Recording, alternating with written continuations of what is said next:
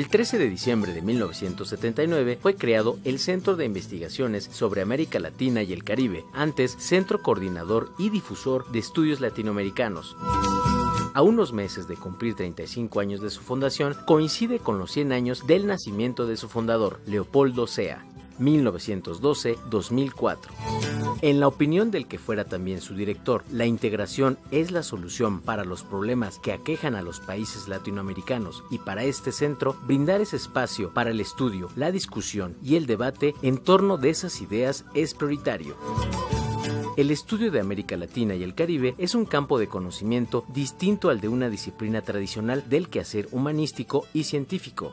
El conjunto de la región comprende un escenario cuya complejidad requiere de una perspectiva de análisis multi, inter y transdisciplinaria para estudiar el pensamiento, la historia y la cultura de una sociedad determinada, así como sus contradicciones, sus problemas y sus alternativas. Los productos de la investigación generada en el CIALC se dan a conocer en sus propias publicaciones. Los avances de la investigación son presentados en ponencias, conferencias, seminarios, coloquios, simposios y congresos nacionales e internacionales. De esta forma, el trabajo de investigación y docencia es apoyado por su difusión.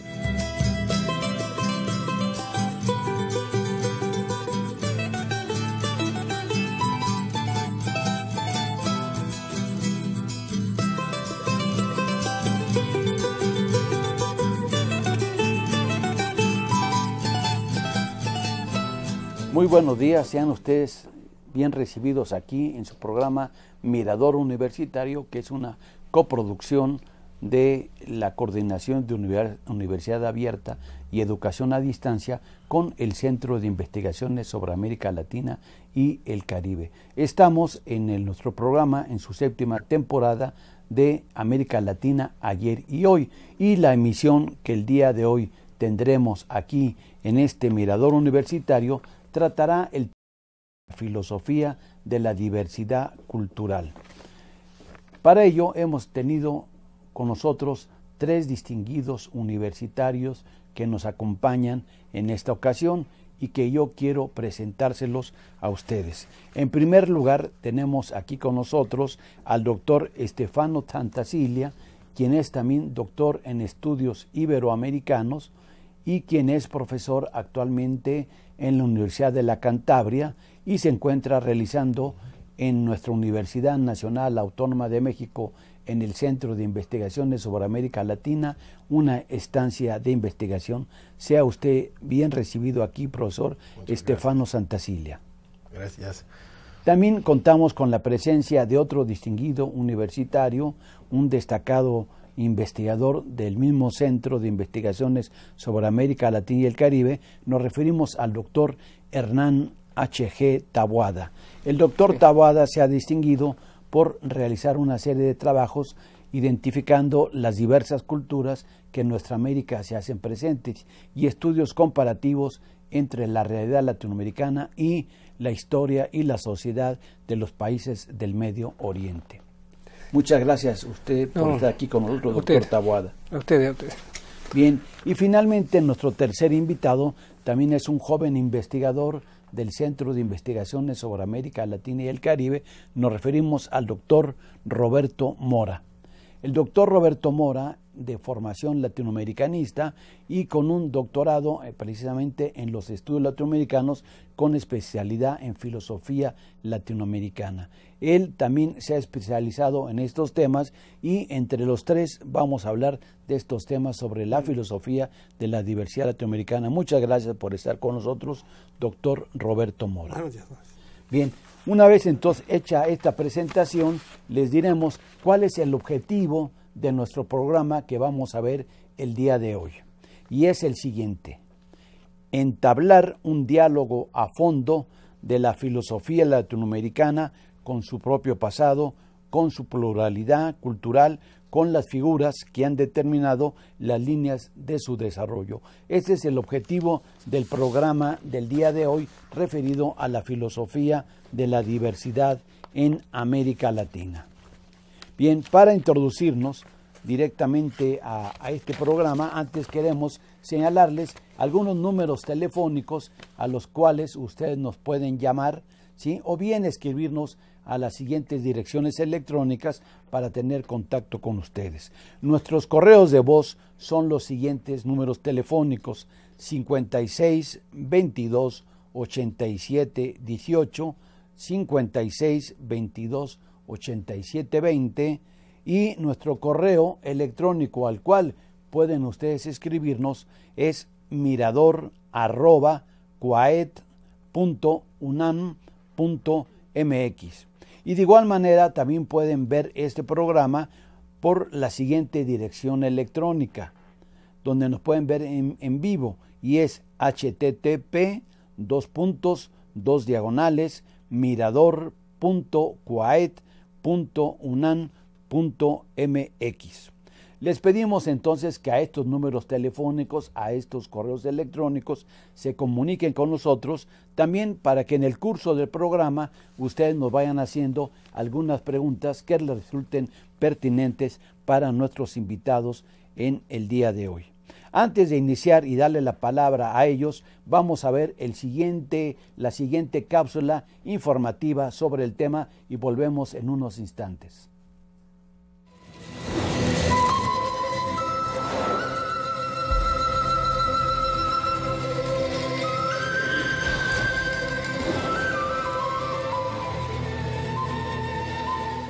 El discurso intelectual en la filosofía es relativamente nuevo. La exigencia de la interculturalidad forma parte de la historia social e intelectual de América Latina desde sus comienzos.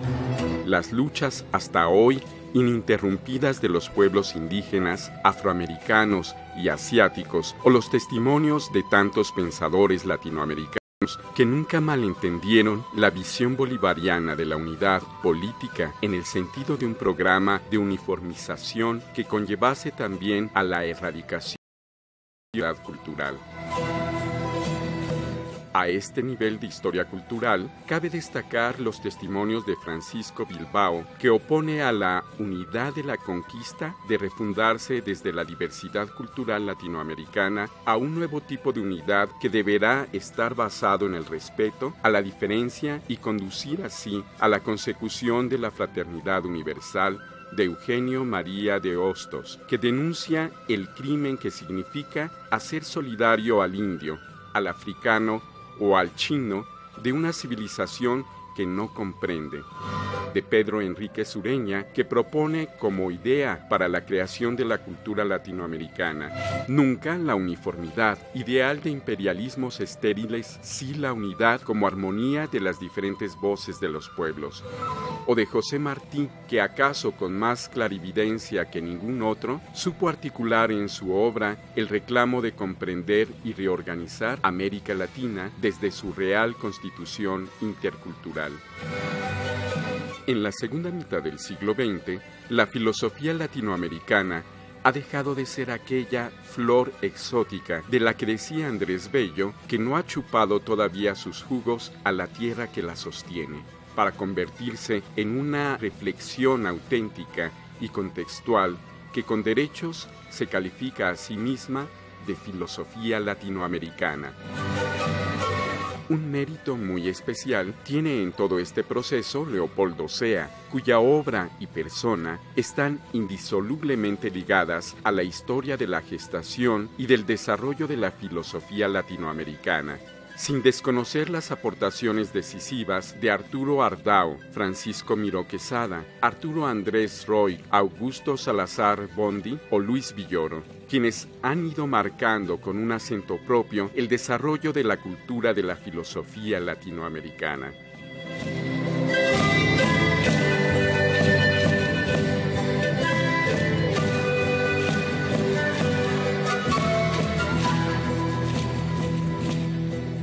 Bien, pues ya estamos aquí después de ver esta breve cápsula que nos introduce en el tema de la diversidad cultural, de la filosofía latinoamericana, de su pensamiento y de sus principales exponentes, con un tema que hoy en día se hace presente en nuestra realidad, que ha estado presente, pero que hoy emerge con una mayor fuerza.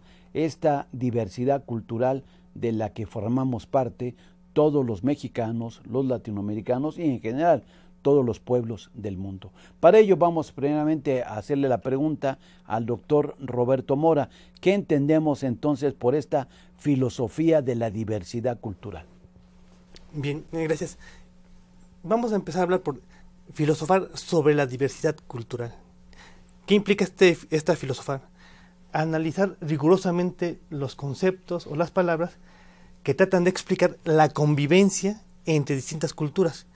Es decir, lo que hay que centrar aquí es cómo están conviviendo actualmente las culturas que hoy día se han vuelto más estrechas. Es decir, hay más relaciones interculturales que en antaño, que en el siglo XIX. Por esta convivencia ha sido conflictiva en el mayor de los casos.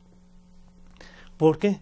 Vamos a citar 3 ejemplos nada más. Yo creo que la presencia de diversos dioses, en el caso religioso, en el caso social, formas de relación entre pareja, algunos son más liberales, otros no, y finalmente sistemas políticos.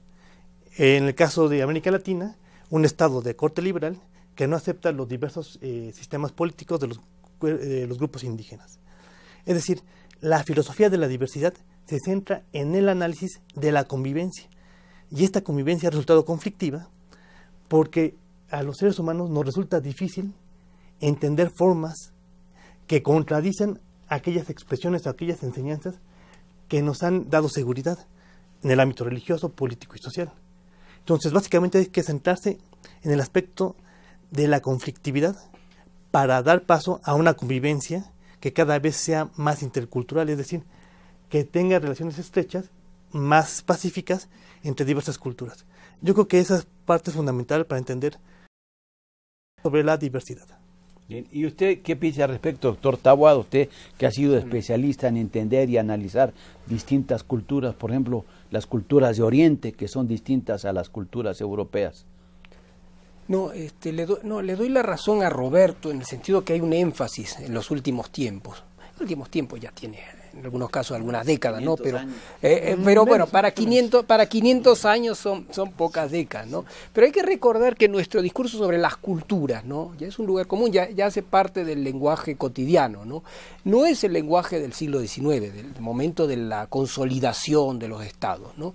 Ahí no había culturas, había cultura, ¿no? Había una cultura por excelencia, ¿no? Que era esa cultura, la de la civilización, ¿no? Recordemos, Sarmiento, civilización y barbarie. Esto era ampliamente compartido en todo el espectro político, ¿no? Había una cultura a la que había que acceder. Y lo demás no eran culturas, o sea, que los indígenas tuvieran su cultura no era una especie de contradicción en términos, ¿no? Recordemos que era el siglo XX que inventa esa idea que todo ser humano tiene cultura. O sea que no es la cuestión, no es despojarlo de estas creencias para incorporarlo a la cultura, ¿no? Sino mantenerlo en su cultura. Esto, repito, es un invento del siglo XX, ¿no? Es un invento que se va potenciando, se va convirtiendo en parte de nuestro acervo común, ¿no? De lo que enseñamos diariamente, ¿no? Y por ejemplo, ahí lo interrumpo, quizá ahí pensemos en imágenes, la del muralismo mexicano, que nos plantean esa diversidad cultural de los pueblos de nuestra América. Iría por ahí esa imagen para que nuestros espectadores tengan alguna idea. Iría en ese sentido, pero sin embargo, en el discurso, y es aquí que quería señalar, por eso hablaba de que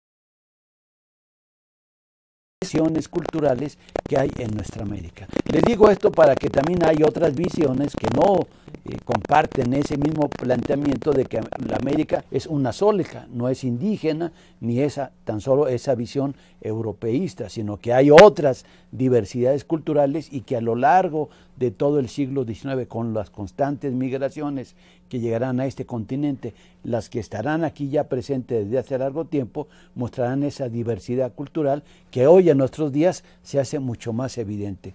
¿Qué piensa usted al respecto, doctor Renan Taboada? Y ahí temo no estar muy de acuerdo con usted, porque yo creo que esa lectura que hemos hecho de Bolívar, ¿no? de la Revolución Haitiana, ¿no? Precisamente la lectura de estos momentos que estamos atentos a la diversidad cultural, ¿no?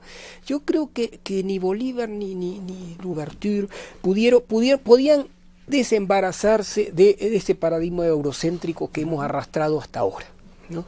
Yo creo que incluso quienes sí hablaban de que América Latina, recordemos que lo de América Latina es un nombre criollo, ¿no? Es un nombre, algunos dicen inventado en Europa, y si no inventado en Europa, por lo menos con fuerte influencia de conceptos europeos, ¿no?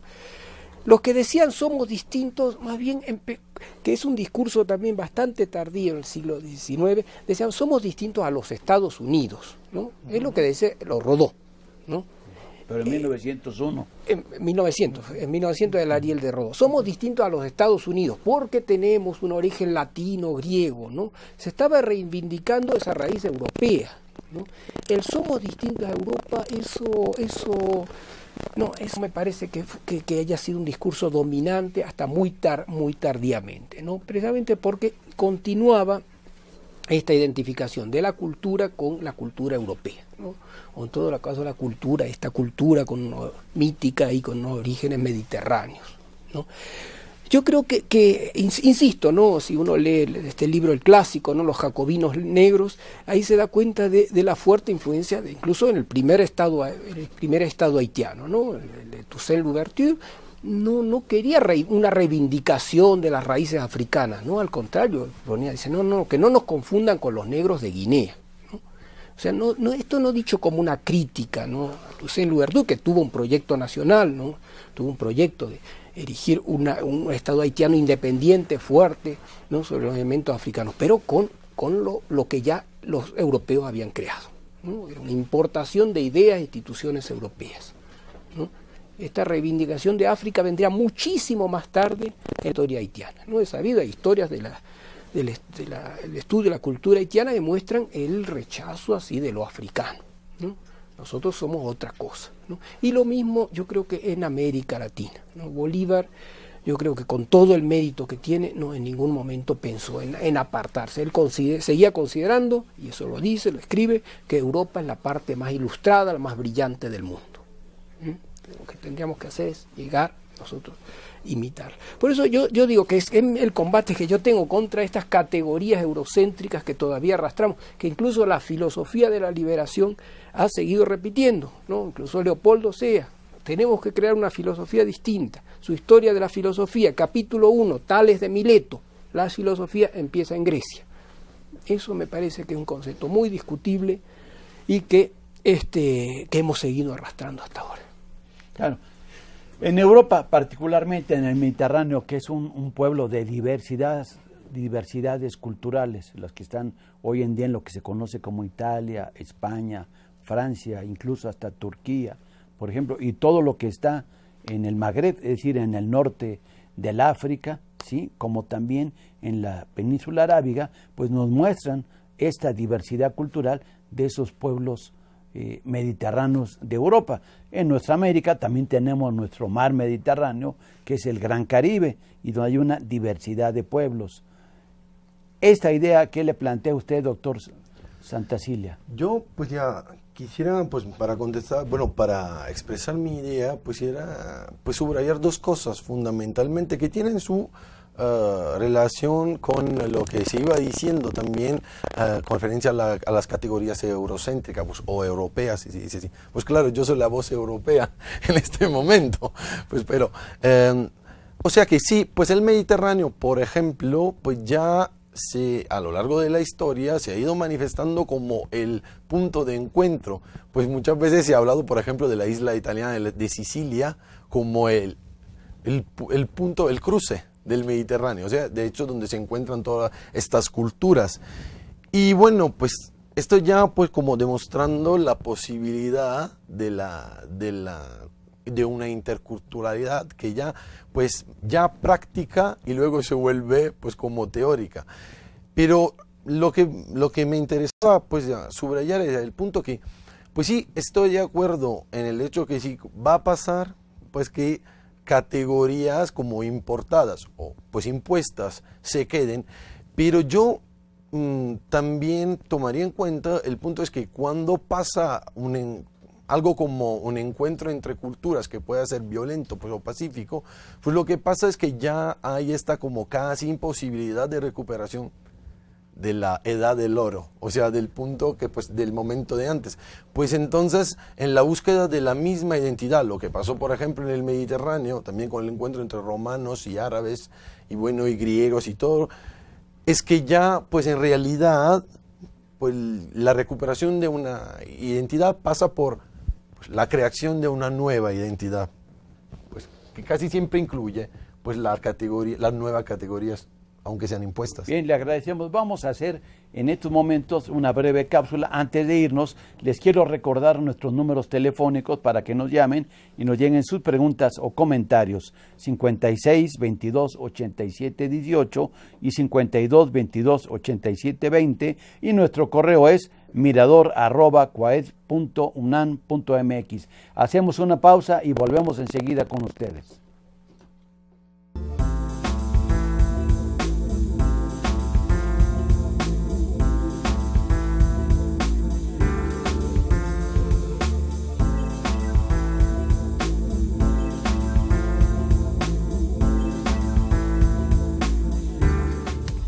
América Latina. Comunidad de Estados latinoamericanos y caribeños. La filosofía. Filosofía de la diversidad cultural. Las castas. Diversidad étnica. La sociedad. Género, juventud y envejecimiento. La poesía. Poemas y movimientos sociales. La cannabis. Fronteras y violencia.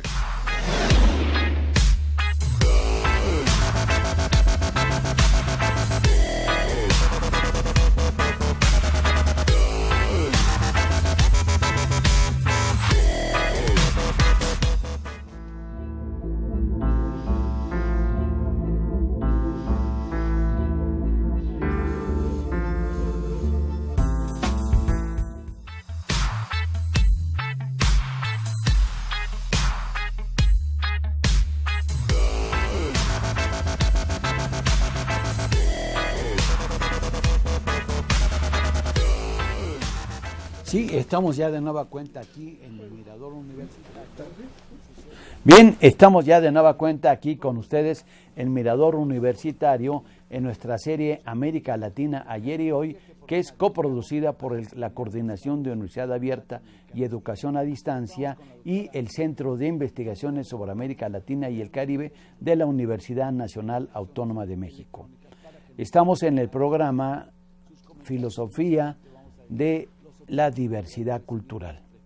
Le recordamos nuestros números telefónicos, el 56 22 87 18 y 56 22 87 20, así como nuestro correo electrónico mirador@coaed.unam.mx. Se lo recordamos porque tenemos algunos obsequios para ustedes, que nos escriban o que nos llamen, nos hagan sus preguntas y sus comentarios.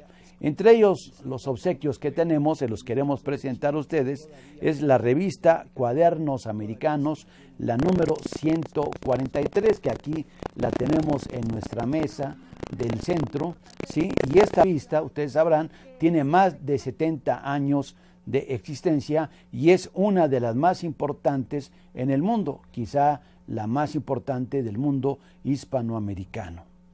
También tenemos otra revista del mismo Centro de Investigaciones sobre América Latina y el Caribe, titulada Latinoamérica. En este caso corresponde a la número 55, que también tendrán ustedes derecho a recibir un ejemplar si nos llaman a nuestros números telefónicos. Y finalmente la revista de divulgación que también producimos en el Centro de Investigaciones sobre América Latina y el Caribe, que es la revista Archipiélago, que es también una revista de difusión de nuestro Centro de Investigaciones sobre América Latina y el Caribe.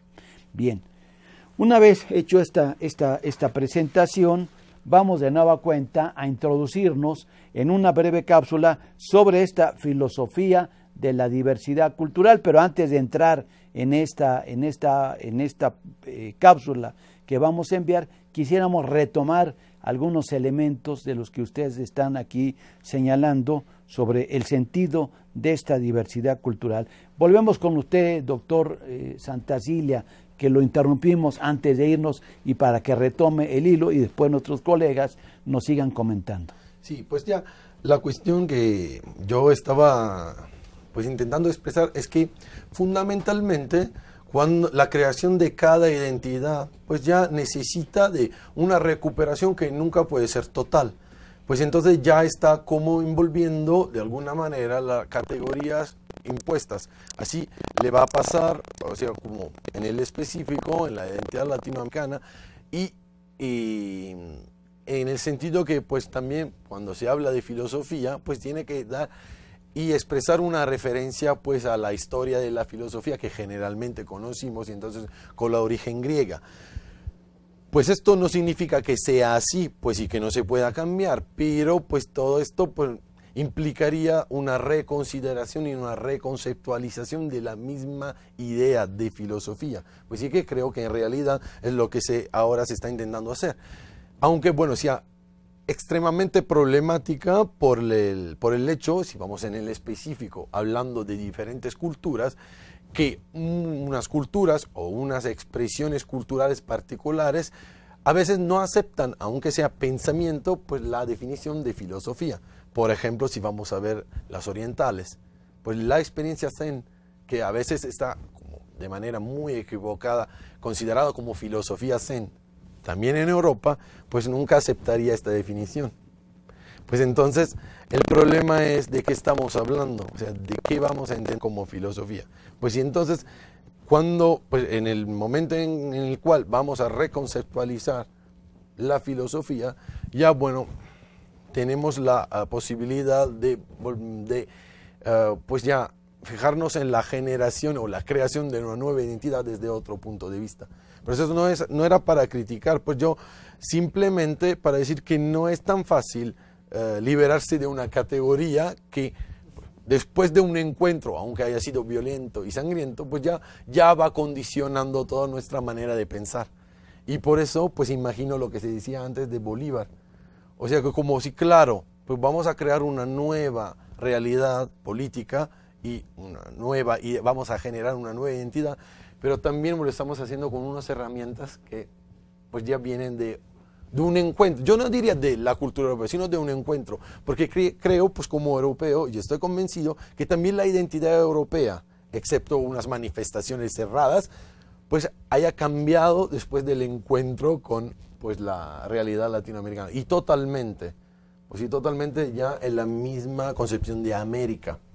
Claro, digamos, en términos generales, y a ver si estarían ustedes de acuerdo con nosotros, es que si bien hay un concepto tradicional de filosofía, pues lo que estaremos hablando en el fondo es de esta serie de ideas que se van a expresar a través de distintas manifestaciones de las diversas culturas a lo largo de la historia. Y por lo tanto hablaríamos de historia de las ideas de estas culturas. Pero antes de volvernos a introducirnos y que aquí nuestro amigo Hernán Taboada nos haga una réplica igual que el doctor Mora, vamos entonces a ver esta breve cápsula que habíamos prometido.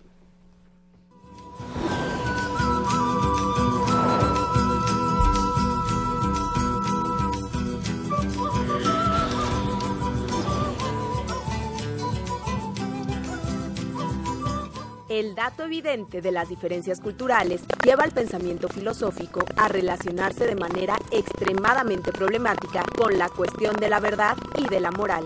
Mejor dicho, de la verdad en el ámbito de la moral. Lo que de repente muestra la moral es que ya no se origina en el hombre, sino en las diferentes culturas bajo cuya influencia se va desarrollando nuestra existencia. Primera consecuencia para la filosofía sería la imposibilidad de autoconsiderarse en su misma y fundamental unidad para fragmentarse en múltiples filosofías geolocalizadas. La cuestión que la diversidad cultural pone a la filosofía se revela como la más fundamental por su misma existencia, o sea, si el saber filosófico puede ser expresión de cada hombre, y si, por esta razón, hay la posibilidad de encontrar un fundamento filosófico que permita construir un puente entre las culturas. En este punto se juega la posibilidad de una auténtica interculturalidad. Interculturalidad es el reconocimiento de la necesidad de que una dimensión fundamental en la práctica de la cultura que tenemos como propia tiene que ser la de la traducción de los nombres propios, que consolidan su tradición. Dicho de manera positiva, es la experiencia de que nuestras prácticas culturales deben ser también prácticas de traducción.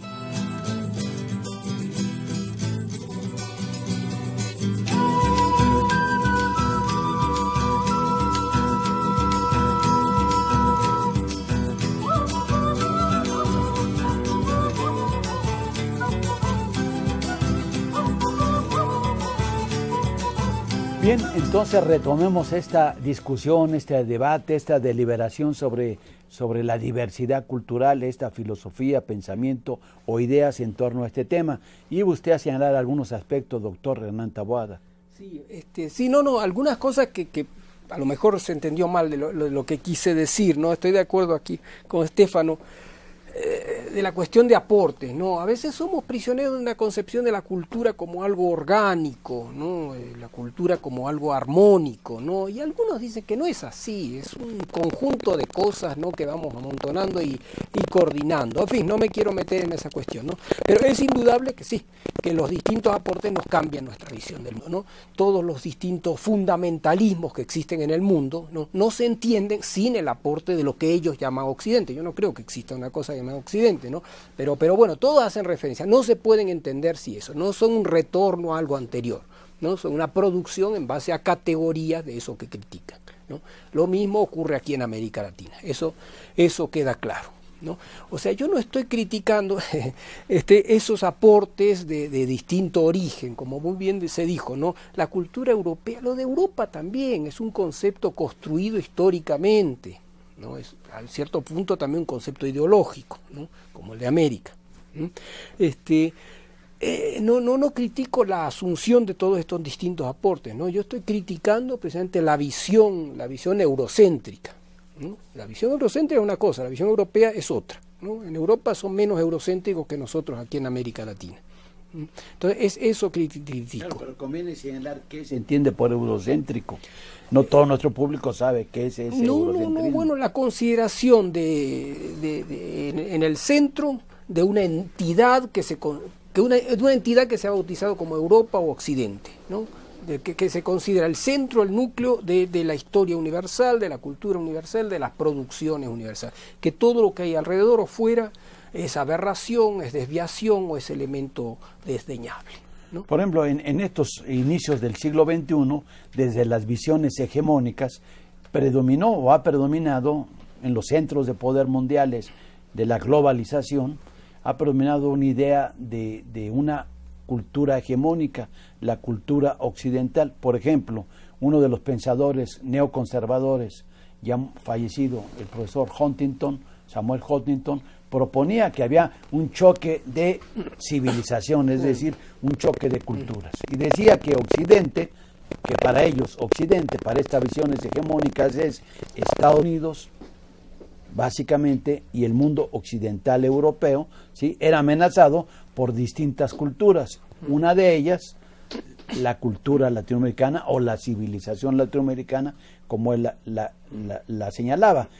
Señalaba otras tantas más, por ejemplo, las asiáticas, por un lado, las árabes o panárabes, las eslavas, ¿sí? Las africanas, y se veía amenazado Occidente en esa visión, y entonces tenía que lucharse contra esa visión, ¿sí?, occidental hegemónica, y particularmente cuando los Estados Unidos resienten ese choque, en lo que él decía choque de culturas, era la invasión, por ejemplo, de todos los latinoamericanos, que hoy en día suman más de 50 millones en Estados Unidos y que han puesto al español como la segunda lengua, ¿sí?, con mayor fuerza en aquella nación. Ahí hay, desde esa visión, bueno, una amenaza de los que somos parte de esta periferia hacia el mundo occidental. ¿Qué diría al respecto, doctor Mora? No estoy de acuerdo con Huntington. No, yo no estoy de acuerdo. Pero ahí hay un detalle señalando interesante. Lo que dice el pensamiento hegemónico. Sí. No, sí, precisamente por eso hay que retomar lo que se estaba comentando. Hay que tener mucho cuidado de las generalizaciones. Occidente, Europa, América Latina. Ya también hay que tener cuidado. El discurso nacionalista latinoamericano, pues, eso no existe. El discurso nacionalista de tal pensador, el discurso progresista de tal autor, ¿a qué me refiero? Cuando Hernández señalaba que el discurso bolivariano era pro civilización occidental, pro civilización europea, era porque veía en Europa aquella punta de lanza. A diferencia de José Martí, que veía que el mundo civilizado tendría que injertarse en la visión propia del mundo cubano, considerando como valioso la visión indígena. Es decir, si vamos viendo, cada uno de los autores son distintos. En el caso de Huntington, o en el caso del discurso generalizador occidental, decía un compañero africano, Omer Boato, Occidente, si yo me sitúo en África, Europa queda al norte. Entonces, ¿dónde está este discurso occidental? ¿A qué le llamamos Occidente? Y básicamente el choque de civilizaciones es un choque de intereses políticos y económicos. ¿Por qué? Porque no están peleados ni con los 5 tigres asiáticos, ni están peleados con el petróleo que se extrae de los países árabes. Es decir, están peleados con aquellos grupos sociales o aquellas naciones que están peleando por modificar su sistema, por un sistema social y político en el cual están subsumidos. Contra ellos hay que pelear, porque ellos lo quieren cambiar. Ellos van a desestabilizar el sistema económico, el sistema político, y ese es el choque. Y el problema de las generalizaciones es se tiene un discurso muy desubicado en América Latina y que se presenta mucho al público. Es que los árabes golpean a sus mujeres, es que los árabes tienen este problema, digamos, que lapidan a las señoras. ¿Todos los países árabes musulmanes hacen eso? No. Ni todos los musulmanes golpean a las mujeres, ni todos los musulmanes son machistas. Es decir, hay que especificar en qué país se da cada caso. Y cuando uno lo va viendo, y sobre todo qué grupos son los que son los más violentos, se van viendo que son casos muy específicos y muy aislados de todo el resto de los demás grupos culturales y religiosos. Entonces, básicamente es un discurso que trata de absolutizar una visión para impedir que esos grupos sociales traten de cambiar el sistema político y económico. Hay que tener mucho cuidado con las generalizaciones. Y eso lo digo porque cometemos generalmente ese tipo de exageraciones muy comúnmente. Hoy actualmente se dice, es que en México los jóvenes ya no tienen tanta actividad social porque están en Internet. Según él, en las estadísticas, se han incrementado el índice de abortos en jovencitas y el índice de embarazos en las muchachitas. Entonces, ¿cómo es posible explicar que tengan menos interacción social y que haya al mismo tiempo mayores embarazos o un mayor número de embarazos? Hay que ver en qué sectores de la población, en qué aspectos se está dando esas relaciones. Y ya con eso vamos a romper las absolutizaciones. Y esto lo digo porque hablando en términos de diversidad cultural, ¿qué es lo que más espanta a la población? Siempre aquellos aspectos que nos van a sacar de la zona de confort. ¿Cómo que me vienen a decir que hay otros dios? O que veo que vienen a poner otra iglesia aquí. Estos que son mormones o metodistas o lo que sean, me están diciendo que su práctica religiosa es mejor que la mía. Entonces ahí me preocupo porque me están sacando de mi zona de confort. No me gusta. Y eso es lo que empiezan los primeros conflictos sociales. En el caso del sistema político mexicano, repito, un sistema liberal que todo tendía hacia la unidad, ahora se tiene que enfrentar hacia las diferencias de las naciones originarias. Es decir, unas naciones que tienen sistemas de votación propio, que no quieren más de partidos y que por lo tanto quieren manejar sus fondos de manera distinta. El caso de los pueblos de Oaxaca, para no extenderme mucho, que quieren crear nuevos distritos electorales para que haya candidatos específicamente indígenas de ellos. Entonces, si crean nuevos distritos electorales, van a modificar la geografía política. Y eso no le conviene a varios de los partidos políticos, ni al gobierno. Por eso hay que tener mucho cuidado con generalizar y hay que ver qué países, qué pueblos y qué personas están proponiendo qué temas. Evidentemente hay cosas que no se pueden generalizar, pero también hay cosas que sí se pueden generalizar, o sea, las tendencias en general de un movimiento. Y estos movimientos que vemos hoy de la emergencia de estas diversidades culturales nos hablan en líneas generales de una tendencia que se va manifestando y cada vez con mayor auge. Por ejemplo, voy a poner un ejemplo recientemente ocurrido en Brasil, donde llegó el Papa Francisco I, y el Brasil hoy tiene 70 millones en una población de más de 210 millones de habitantes que ya no es católica, que profesa otros cultos, y esta es una tendencia cada vez más creciente y más fuerte en general en el mundo y en particular en América Latina. Al respecto de estos fenómenos religiosos, ¿usted qué apunta, doctor Taboada?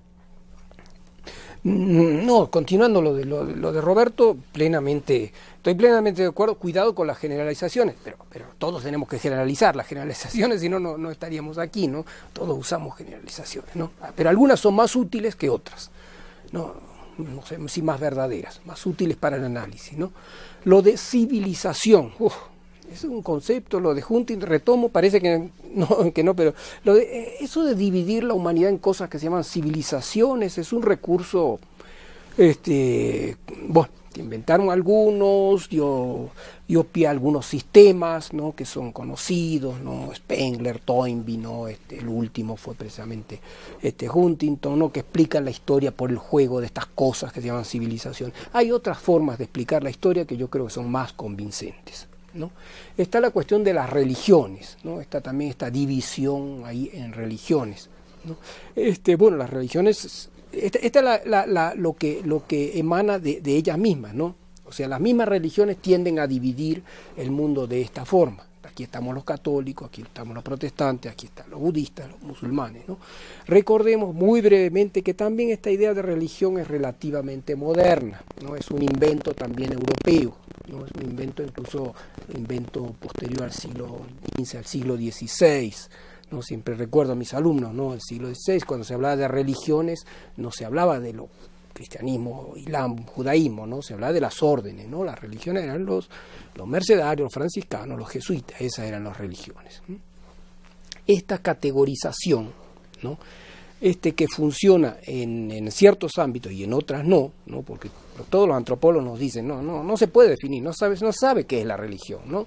Porque sí, en base a lo que conocían en el Mediterráneo en el siglo XVI, se puede decir, bueno, los judíos, los musulmanes, los hebreos, los cristianos, bueno, hay cierto lenguaje común, ellos entre sí pueden hablar, no están de acuerdo, pero tienen categorías comunes. Pero si vamos más allá, ya no entendemos, ¿no? El mundo fuera de Europa es mucho más complejo y estas categorías de religión no nos sirven, ¿no? Yo creo que entonces, volviendo a lo de Brasil, ¿no?, también la realidad que hay por debajo, ¿no?, de los discursos oficiales de las distintas instituciones religiosas es mucho más variado, ¿no? Mucho más variado. Es mucho más variado en el tiempo y en el espacio, ¿no? Ahora tenemos esto que ha salido a la luz, que son todas estas religiones New Age, ¿no?, en que se mezcla así, bueno, un poquito de cada cosa, un poquito del budismo, lo que se cree que es el budismo, un poquito de religiones indígenas, un poquito de teosofía, y bueno, cada uno hace su mezcla, ¿no? Bueno, yo no sé si esto no existió siempre, ¿no? Si no existieron tantas religiones como personas, ¿no? Esto, claro, el discurso oficial decía otra cosa, ¿no? Recientemente este libro de Stuart Schwartz, ¿no?, Cada uno se salva en su ley, nos ha mostrado que la idea de tolerancia religiosa y la idea de que cada uno puede pensar lo que quiera, cada uno se como dice el título del libro, se salva en su ley, porque si uno actúa correctamente, no importa en lo que crea. Eso tenía mucho más arraigo en el mundo mediterráneo, en el mundo colonial americano, de lo que se cree. Pero claro, esto estaba prohibido, no se podía decir eso, ¿no? Entonces se decía con mucha prudencia. Claro, pero indudablemente quizá en nuestros días, en pleno inicio del siglo XXI, pues vivimos en unas sociedades, y particularmente en América Latina, con los cambios recientes que han ocurrido, particularmente en Venezuela, en Bolivia, en Ecuador, en Argentina, en Uruguay, en Centroamérica, incluso en México, ¿sí? Y en las Antillas, pues que debemos ser, y cada vez somos de hecho más incluyentes, es decir, que ya esa visión tradicional de ver todo verticalmente, desde arriba hacia abajo, tiene que ir desapareciendo. Y precisamente en nuestras universidades el conocimiento debe ser incluyente. Bien, por último, vamos a entrar en una breve conclusión de 1 minuto de cada uno de ustedes sobre este tema de la diversidad cultural y su filosofía. Doctor Santacilia, dígame en 1 minuto sus conclusiones. Sí, pues yo voy concluyendo retomando lo que se ha dicho, o sea que en realidad estoy completamente de acuerdo en esto que no existe Occidente, pues en realidad las generalizaciones nos sirven para entender algo de común, pero cuando hablamos de filosofía que se dedica o vuelve su mirada hacia la diversidad cultural, pues ya desaparece este común, pues todo es un trabajo de desenmascarar los intereses y ver en realidad donde hay la que yo llamo comunidad de la diferencia, pues que es no solo la unidad de la diferencia, sino también el intento de seguir adelante en un diálogo, o sea, reconociéndose y pues ya, entre comillas, transculturando ya en este diálogo. Sí. Sus conclusiones, doctor Hernán Taboada. También, de acuerdo. Sí, esto de Occidente no me gusta, es un discurso ideológico, ¿no? Pero precisamente ya hace parte de la realidad, ¿no? Está lleno de gente que combate a favor de Occidente o contra Occidente, ¿no? Occidente es la gran maldición, Occidente es la gran bendición. Toman esta serie de ideas, pero precisamente porque estamos en una época en que el elemento cultural es central en los análisis, ¿no? Todos hablan de cultura, todo, incluso el discurso popular, la publicidad, ¿no? nos habla de cultura. Esa es una moda que ha desplazado algunos excesos, pero se puede convertir en un exceso. Bien. Doctor Mora, finalmente queda menos de 1 minuto. Filosofar sobre la diversidad cultural implica compartir la posibilidad de aceptar diversas experiencias culturales, y solamente va a aceptar a aquella persona que se interese por aprender. Muy bien. Pues le agradecemos a nuestros 3 invitados, al doctor Santacilia, al doctor Hernán Taboada y al doctor Mora, en haber estado con nosotros en ese programa de Mirador Universitario sobre filosofía de la diversidad que produjo el Centro de Investigaciones sobre América Latina y el Caribe. Su amigo Adalberto Santana les agradece su participación en este programa. Nos veremos en el próximo siguiente, que hablará sobre diversidad étnica y que en buena medida es la continuidad a este debate que hoy hemos tenido. Muchas gracias y los esperamos en una semana.